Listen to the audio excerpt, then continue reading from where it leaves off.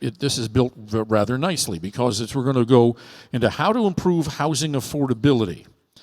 So our first panelist is Craig Willian, and he's the Vice President of Real Estate Development, Detroit. Craig took his 10-plus years with Redico, exiting as Vice President of Retail Development to the Platform Detroit in 2019, eventually landing with Develop Detroit in 2020 due to his passion for finding real and innovative ways to redevelop housing in Detroit. So, Craig, come on up.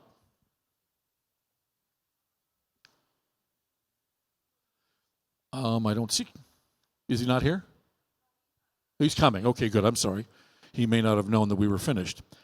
In addition to Craig, we have Jennifer Hall, who is the Executive Director of the Ann Arbor Housing Commission. And she became Executive Director of the Ann Arbor Housing Commission around 2011, having previously served as a housing manager in the Office of Community Development. She and her staff have turned the commission around from troubled status in 2009 to today, spearheading projects like a new 60-story, 63-unit affordable housing development in downtown Ann Arbor. So that's Jennifer Hall. She is here. Jennifer? Okay, well, if she's not here, we'll move on anyway. And finally, Chad Benson, are you here? Yeah, you saved me from having to carry this whole thing. Thank you very much. He's the director of the Rental Development Division, Michigan State Housing Development Authority. He oversees the division of the Michigan State Housing Development Authority that creates and facilitates programs which directly impact affordable and attainable housing, pass-through lending program, tax-exempt and taxable bond lending program, and most importantly, the low-income housing tax credit. And maybe we start there, because I thought I was pretty well up on things, and I'd not heard of the low-income housing tax credit. So why don't you help me with how that works and what it does? Okay. So the low-income housing tax credit program, it's one of the largest tools that we have as a state to finance affordable housing, affordable rental housing all throughout the state. It's a federal program through the IRS. It was established back in 1986, so it's been around for quite a while, and it's evolved quite a bit over that time. And MISHDA is the housing finance agency for the state that administers that tax credit program. Every state gets a certain allocation. It's based on population, and every state has a housing finance agency that administers it. So we have funding rounds that we allocate the credits with, and it's really a tool to help to essentially finance affordable housing by reducing the amount of mortgage that a housing development needs to have, so they can keep their rents and affordable and rent those units to people who are of lower income levels, 60% of the area median income and below. And every couple of years we go through the process of designing what we call a qualified allocation plan, and that's essentially it's the document that we use to determine what types of developments we're going to prioritize, the different characteristics, and the different areas throughout the state, and so on, to sort of determine how we administer the program. Okay, Craig, we'll give you a shot here. Anything you want to start with? Well, I'm just curious, well, let's ask the question. The first panel I thought was quite informative. Did they get it right? Do you agree with what you heard out here in terms of affordability, attainability, and where things are headed?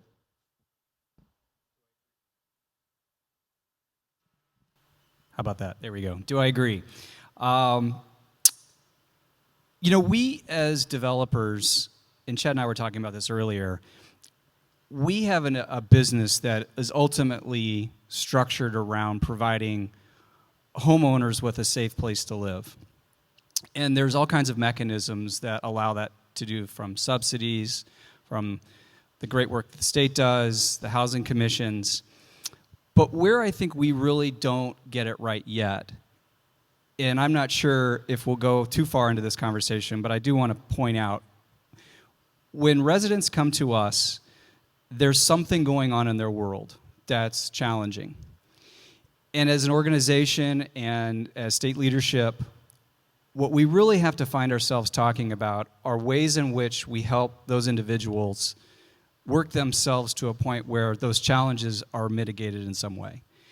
And it can't just be about the real estate. As an example, when residents come to us and we provide an apartment for them, talking to them about their credit rating, talking to them about saving for tomorrow, helping them with childcare, helping them with transportation. These are all tools that are not being talked about in a way that I think really lifts people out of their current situation.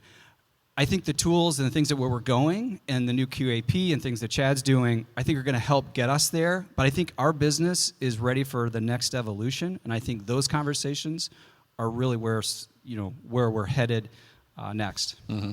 So in essence, what I'm hearing you say is that the home buyer needs to perhaps spend a little bit more time against the personal finance aspect before they come to you. Is that not accurate? Yeah, I think if you look at it, we spend about, as a country, the feds spend somewhere around 3.5 times of an investment for a homeowner than they do for affordable housing. $155 billion was spent 2 years ago on tax breaks for individuals for their home ownership, tax breaks for investors, revenue producing bonds, $155 million. 2 years ago, we spent $50 billion in the affordable housing practice.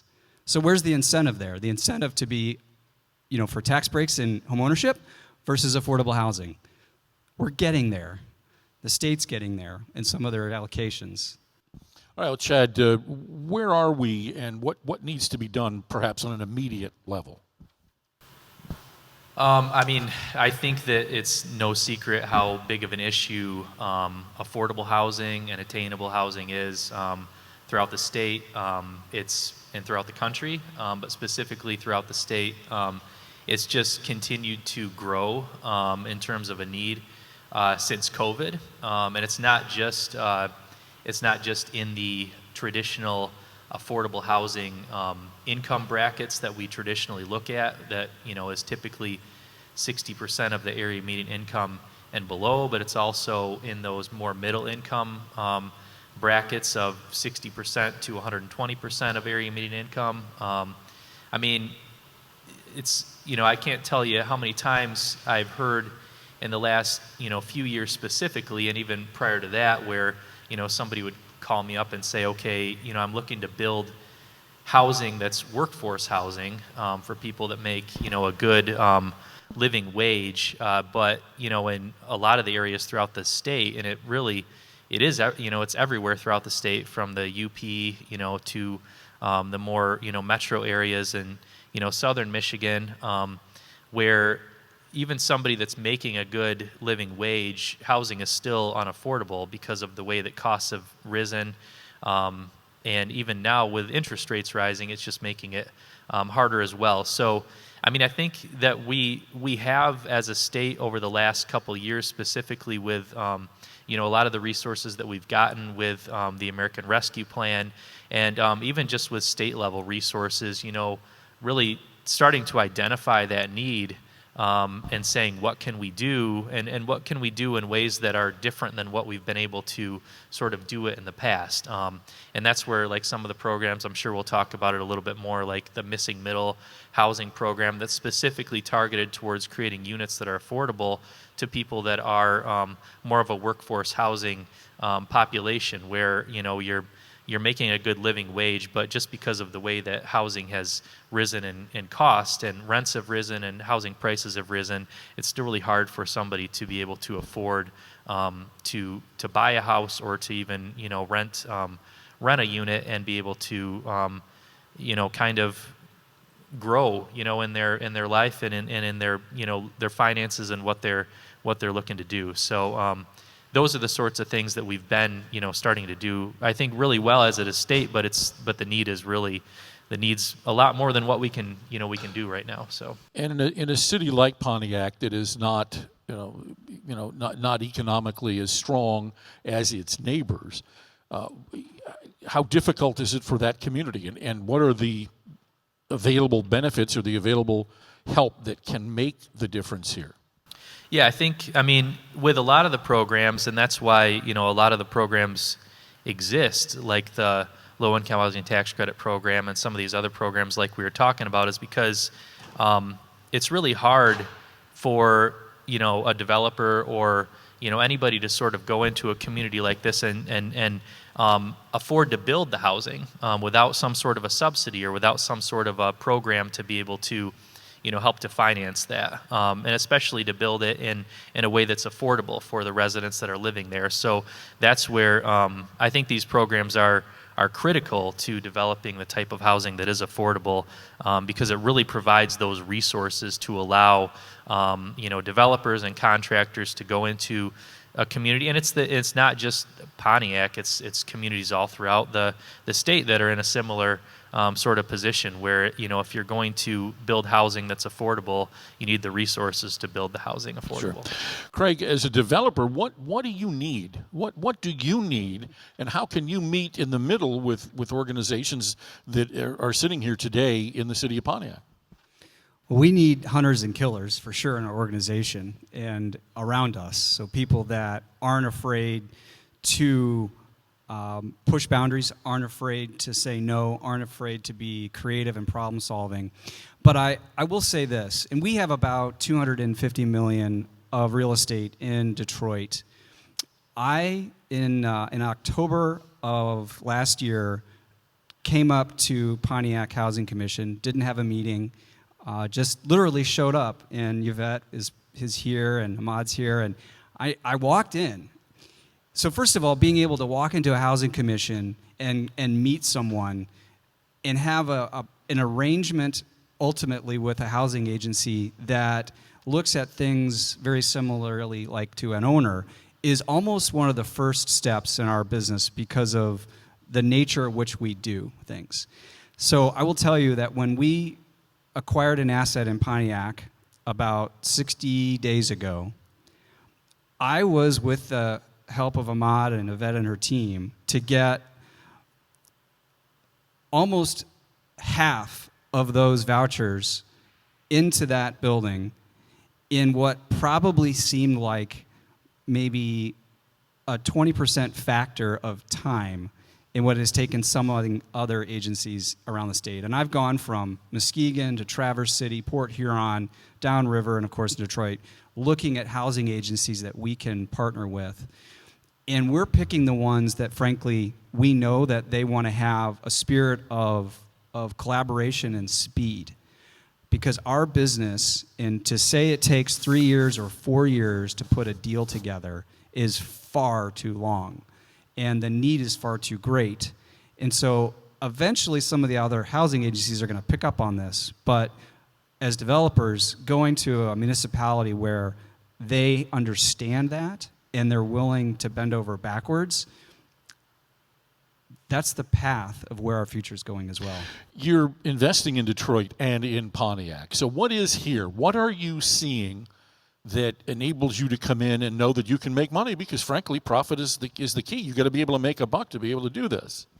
Well, it's a great question. What did I see here? You know, we looked at, obviously the real estate is valuable, but I can put an affordable housing deal. My dream, I mean, we're all friends here, is to be able to put affordable housing in cities like Birmingham because there's need, and Traverse City because there's need, Pontiac, Detroit. These are markets that will have a significant amount of need forever. And to keep the investment in their communities, if we can help do that, and we can lift people in a position where they can, and this isn't just a speech, this is truly to give people the opportunity to better their lives because you provide them basic housing. Doesn't matter where you go to do that. But we're a 501c3, so when we talk about profits, I want to be careful about it because as revenues, we should be putting revenues back into our real estate. And anybody that's in the construction business should be looking at this in the same way. So we're actually partnering with construction entities that will reinvest back into it because we're going to all talk about why things aren't getting done in affordable housing, and we're going to come back to cost.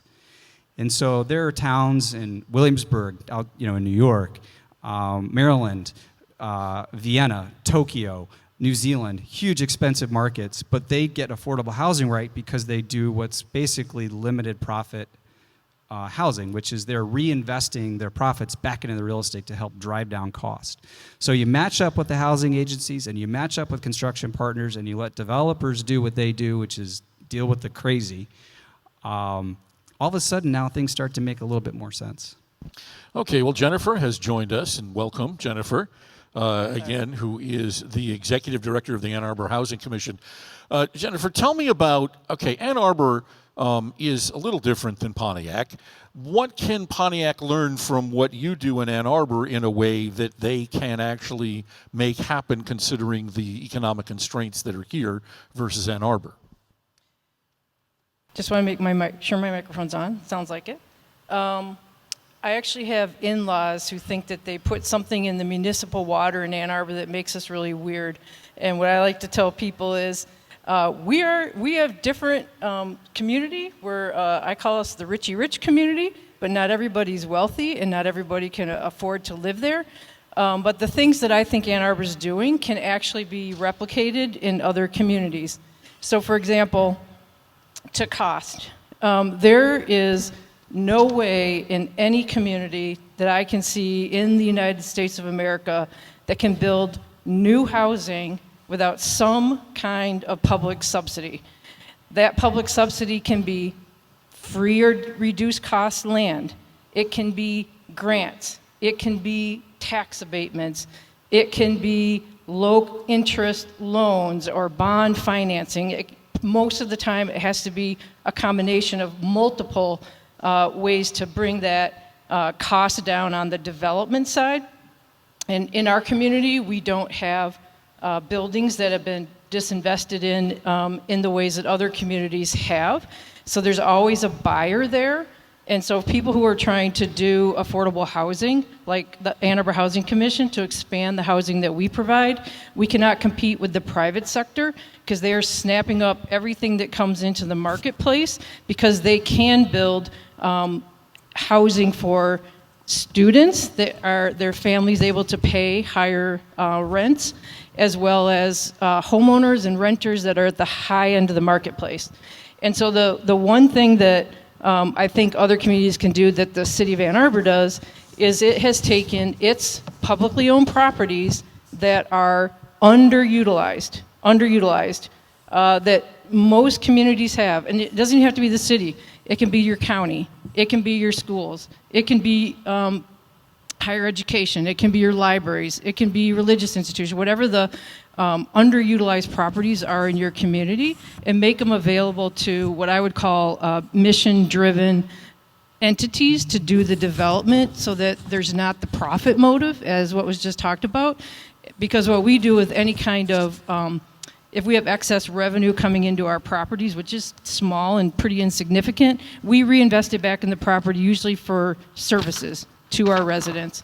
And any community can provide fee reductions.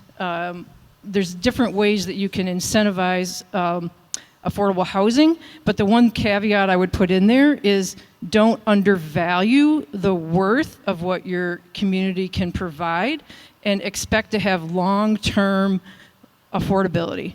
Long-term affordability, not 15 years, not 20 years, not 30 years, long-term. So we put on 99-year deed restrictions on properties as well. And the municipalities can also have zoning incentives to allow density in their community so that the efficiency of building whatever you're building comes down, but have long-term expectations on what that affordability is. And I apologize for being late, everyone. It took me 2 hours and 18 mistakes to get here, but thank you for inviting me. Yeah, it's an easy drive from Ann Arbor to here. Jennifer, how long have you been doing the job there in Ann Arbor? I've been working for the city in community development area for 22 years, but I've been the director of the Ann Arbor Housing Commission for 13 years. Okay. So in your 13 years as director, what was an aha moment for you that maybe Pontiac might be able to take away? In other words, you're working in this space, you're trying to make something happen, and something clicks that you didn't see coming that perhaps they might be able to take a pointer from? Absolutely. So I started out my career doing advocacy for folks that were homeless to get more housing for homeless households. And that was when I was a student at U of M, so that was 30-ish years ago. And even back 30 years ago, we were talking about passing a millage dedicated to affordable housing. But we were always scared that it wasn't going to pass. And then 2 years ago, maybe 3 years ago, we decided after talking about it for 27 years that we would actually go out to our residents and ask them to pass a millage for affordable housing. It passed with 74% approval. Every single census tract in the entire city had a majority of the people living there vote for this millage. But it also isn't something you just do overnight. You have to build coalitions and find people who support and want to do the type of work that you're doing and that are going to put in the hard work, just like campaigning for office, of going door to door and talking to people in the community and going to events to get that kind of support that's needed to get a millage passed. So that was like, wow, I can't believe we didn't do that 20 years ago or 10 years ago. Well, that's certainly, that brings cash in where you didn't have it coming in before, and it comes from within the community. So that's rather impressive, but it's a lot of work. So it's going to be a while. Let's go back to you, Chad. As we look at where we are, and again, I keep talking about 5.5% core inflation, transportation issues being a problem. Do we have to solve that first, or how do we proceed in that environment in order to make housing attainable? It's tough when the lower income people are this under stress. They don't start out with much discretionary income, and it's getting eaten by inflation. Yeah, and I mean, I think that's primary reason why you're seeing that there's a lot of new programs that are coming out right now, which it's almost hard at this point to keep track of all the different programs because there's so much focus on and emphasis on, the affordability of housing and how it's becoming rapidly, it's growing as an issue of being rapidly less and less affordable to own a home and to rent. So I mean, this year right here, I mean, I've been at MISHTA for a little over 15 years, and throughout that time, we all remember before 2010 when everything went south at that point in time, and there was a lot of money, flowing through the state to be able to help with those issues at the time. And then, if I compare like right now where we're at to that, I mean, we have just as much, if not more, resources flowing through the agency right now to help deal with exactly those types of things, because we realize that just sort of doing the same things that we've done before, it's not necessarily having enough of an impact on the issues that are at hand and the growing, rate of housing that's just unaffordable to live in. So, yeah, there's a lot of programs that are out there right now to help that. All right, Chad. I'm sorry, Craig or Jennifer. Anything to add in that space? Give everybody a car. We're Chad and I, this is why I love these events, because it gives me a chance to like commandeer Chad and tell him what I think we should kind of solve around. But it's funny, we match these parking requirements that are so archaic that it is what it is. But what if we could give, in transportation to Detroit needs lots of help, but what if we give people a car? What if we could give them access to transportation? You kind of hit a nerve with me, but incentivize, and Chad and his team could do this in the QAP too, which is where there's so much evolution that can happen in great thinking, which is, again, we provide so much money for people in housing. What else can we do to lift them up and get them basic transportation, get them to their jobs, and we can fundraise around that, provide a car, park it, let them use it. Interesting. Jennifer? Well, I've actually had similar thoughts, but I keep thinking, what about a golf cart? What about a moped? And I'm like, well, what do you do with a We family? have those in Detroit all the time. Yeah, it's like, what if you have a family? But we have really good public transit in Ann Arbor, so that is less of an issue than it is in most communities who don't have real robust transit. And then what I hear people in the community who don't want to bring affordable housing into Ann Arbor is, well, just have everybody bus in, or why don't people drive in? And I guess if you had a car, that would take care of the problem of living somewhere where you can afford to live, where your job might be, where you can't afford to live. I would love it if we had more robust transit, but that is also very expensive. So some kind of way for people to get around is absolutely important. And I have a sore spot with parking as well. I don't know if you guys already talked about this. Chad knows because I brought it up to him. There is an archaic expectation in the affordable housing area on every rule is the same for every development, but every community is different.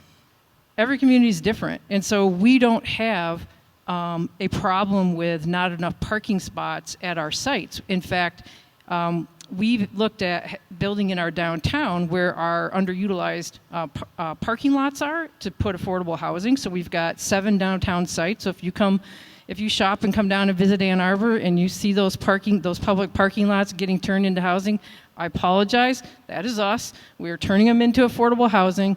We don't need parking at those sites. Thank you. But we've had pressure from some people in the community to make sure there's a lot of parking. So we're looking at, should we do underground parking lots? Those cost $150,000 a parking space in our community in a small lot to be able to park underneath our buildings. And so when we look at some of the MSHDA products that are available for affordable housing that have minimum parking requirements, we can't meet them on our free land we just got from our city, and we don't really want to meet them. But one of the things we decided to do is to include a couple of shared electric vehicles, because sustainability is a big issue in Ann Arbor. They also passed a millage to support sustainability. So we're going to actually buy a couple cars that we're going to own as the affordable housing entity and make them available for our residents.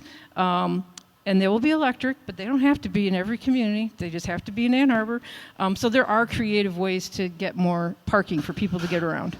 Okay, you drove 2.5 hours. I want to make sure we get your money's worth out of this. Is there anything else that you want to talk about here before we take questions?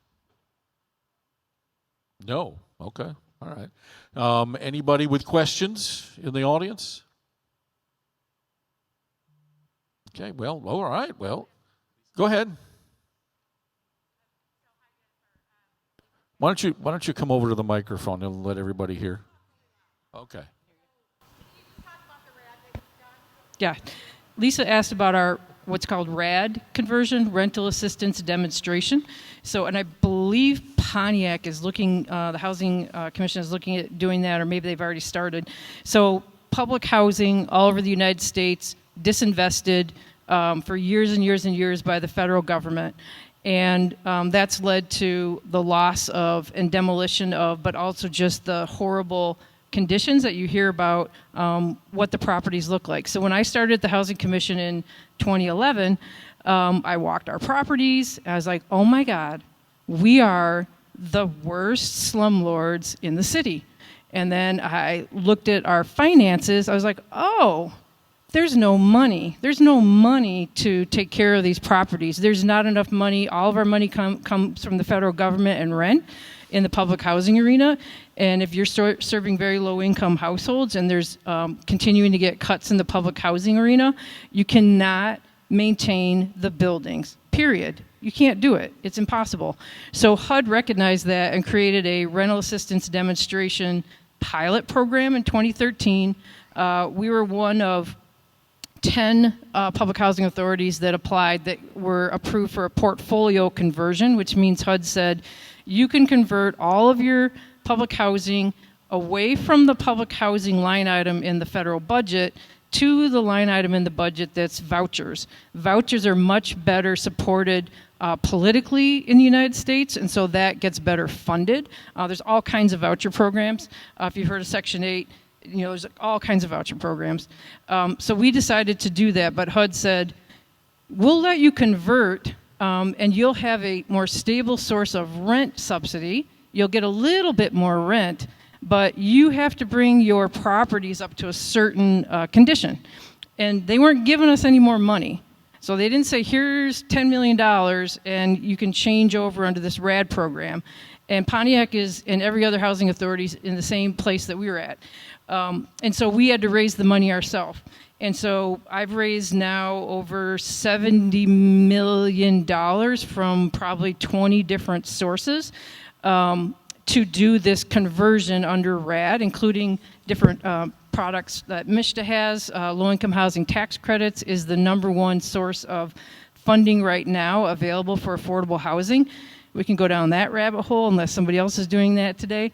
In Ann Arbor, this is unique, but also because we're a wealthy community, our Downtown Development Authority provided actual money, cash, as well as paid for infrastructure. So a very large cost of building any housing, affordable or not, is bringing your water and your sewer, your stormwater, whatever your requirements are for your site. So they paid for all the underground work that needed to upgrade our water and sewer mains for our downtown properties. We have a very active brownfield authority, and most communities do. We have gotten both grants and even because we don't pay taxes, we can't take advantage of a brownfield TIF, but other housing providers have. In Ann Arbor, now this is probably might be a little controversial if we have any municipal officials here from Pontiac, I don't know. But we have a payment in lieu of taxes that is $1 per unit per year. Because what I kept telling our city council was, I keep having to come to you for operating subsidy and then turning around and paying it to you in taxes. Why don't you just lower our pilot down to $1 per unit per year, and I don't have to beg you for money every year. And so that takes, in our community, about $3,000 to $4,000 a unit off of our operating costs. So now we've converted, back to Lisa's question, we've converted all of our public housing under this RAD program to what's called project-based vouchers. We're actually able to add additional units as well on sites that we had the room to do that. So we no longer have public housing, which is very exciting for somebody who has to administer HUD regs. Gentlemen, anything else you want to add here? You mean just in general or to that question? Sure.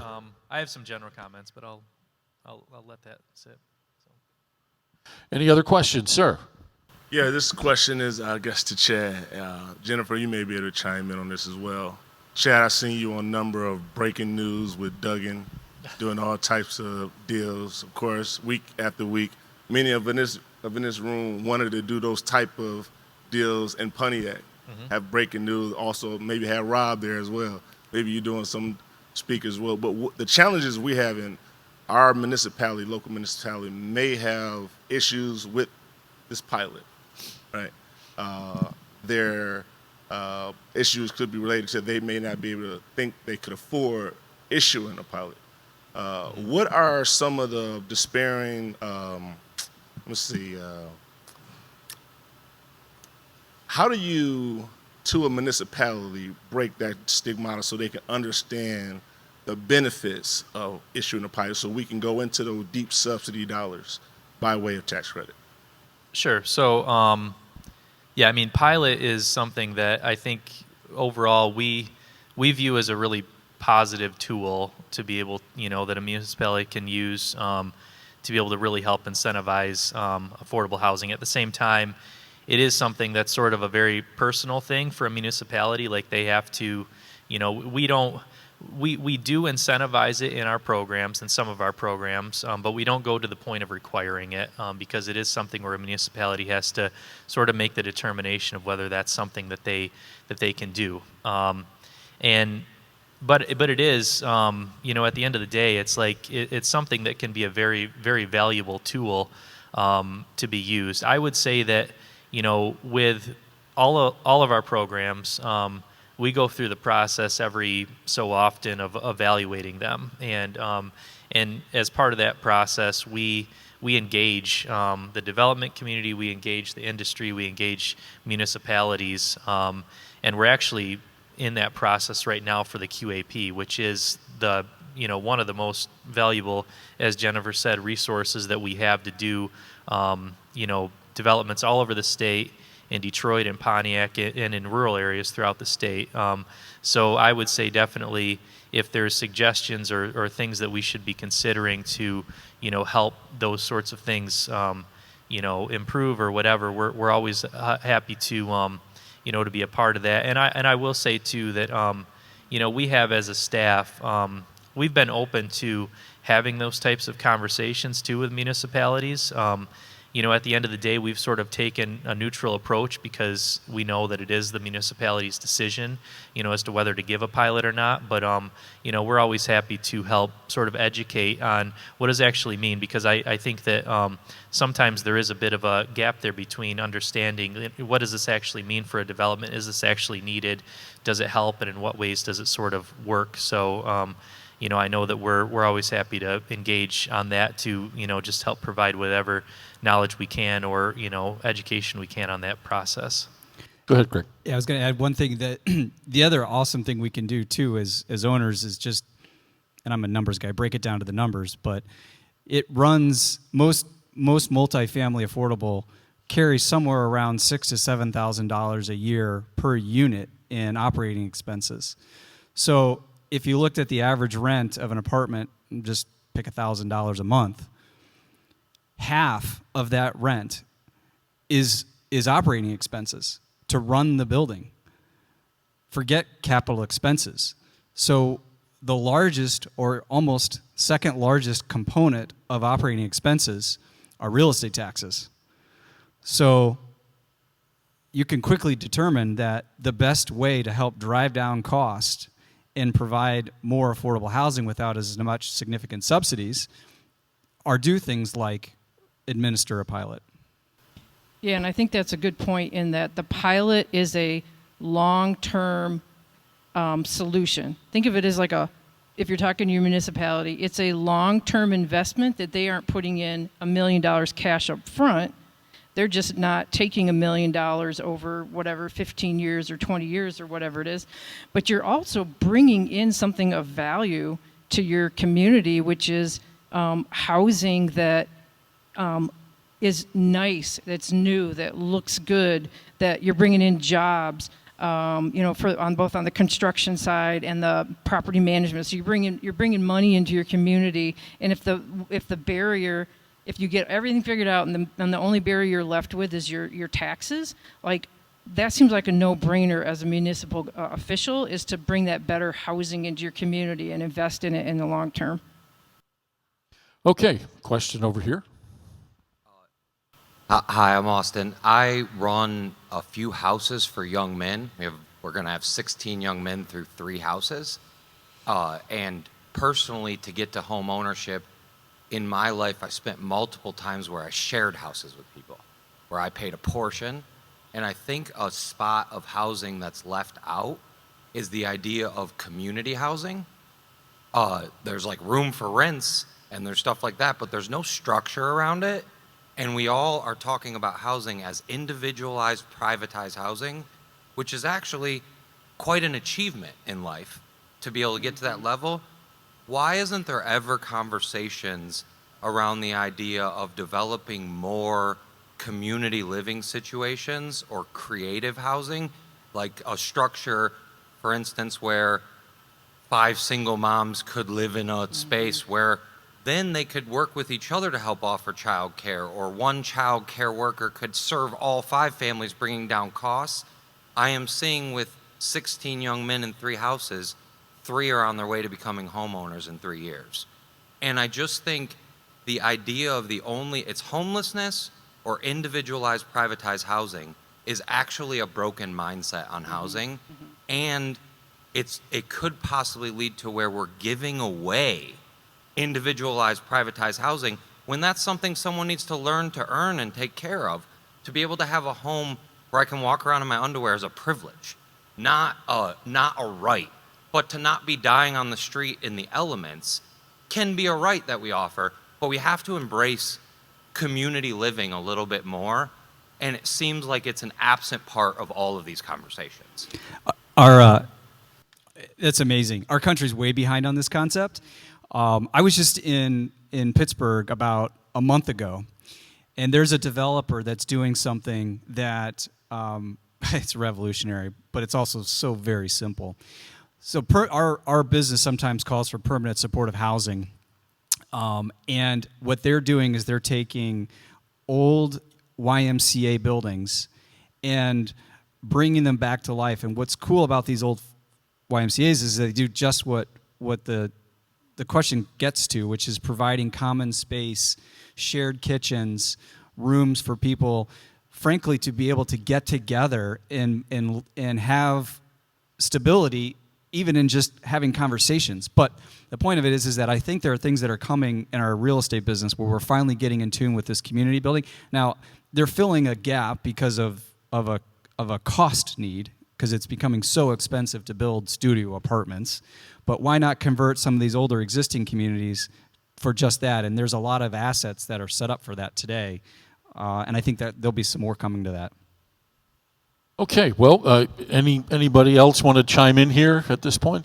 I agree. We've actually come full circle, I think, and in our community at least, we've torn down SRO, single room occupancy, and are starting to talk about maybe that's where we need to go back to. Part of it also due to cost, but part of it is some folks need more intensive living assistance, and when we've had a number of stove fires, for example, of people in our individual kitchens where somebody's cooking something, falls asleep, whatever, or doesn't, often cook. Like I would feel safer and better if we had more eyeballs on each other and working together in a community living situation, so things like that don't happen.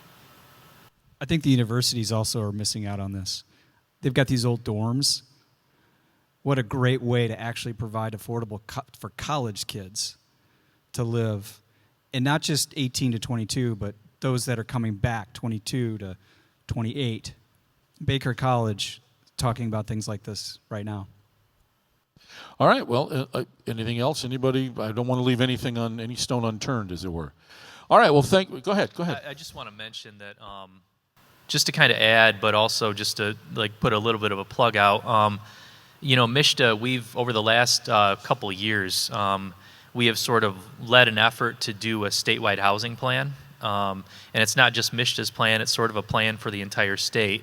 And that's something that has wrapped up. We have the plan done. It's identified a lot of the needs and a lot of these, these items out here that are sort of, gaps in the housing. And what's happening now is sort of starting to put together regional partnerships around that, because, these sorts of items are items that are really different based on the region, and probably are going to, require different tactics and different solutions to, sort of do those things. So I guess I want, people to be aware that there are going to be opportunities to engage around that on a regional level, and just would encourage people to, with any of these sorts of creative ideas or new ideas about things to engage around that, because I think it's sort of it's a great opportunity, great time right now to be able to do that. Okay, last chance. Anybody want to? Oh, I'm sorry. Quick comment. Hi. I wasn't sure I was going to come and speak, but this has gotten me really excited. The guy in pink shirt over there, I really want to connect with you after here. So I actually have something similar going on like that gentleman. Me and my girlfriend, we have 4 houses where we rent the rooms on Airbnb. We just bought a 6-bedroom not too far from Pontiac in Auburn Hills.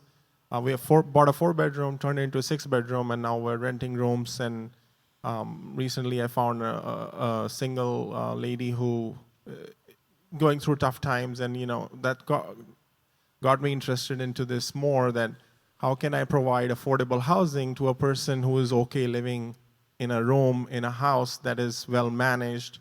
And my question to the panel is, if I want to do this on a larger scale, like grow from 20 rooms that I have today to maybe 50 in the next year, how can I find more affordable funding, are there any programs that I'm missing where I can get access to some funding and maybe also turn a portion of for-profit that I'm doing for myself to maybe a nonprofit and reinvest, like have both, right? Feed myself and with for-profit, but also maybe do it for a cause.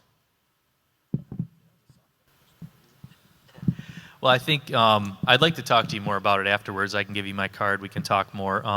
A lot of the programs that we have, the mainstay programs like the low-income housing tax credit program, they're federal programs, so they have certain federal requirements around them that sort of limit, how we can use it, and those are a lot of the programs that we have. But no, I'd be happy to talk to you and sort of provide more information on how you sort of take your idea and make it work with the resources that are out there.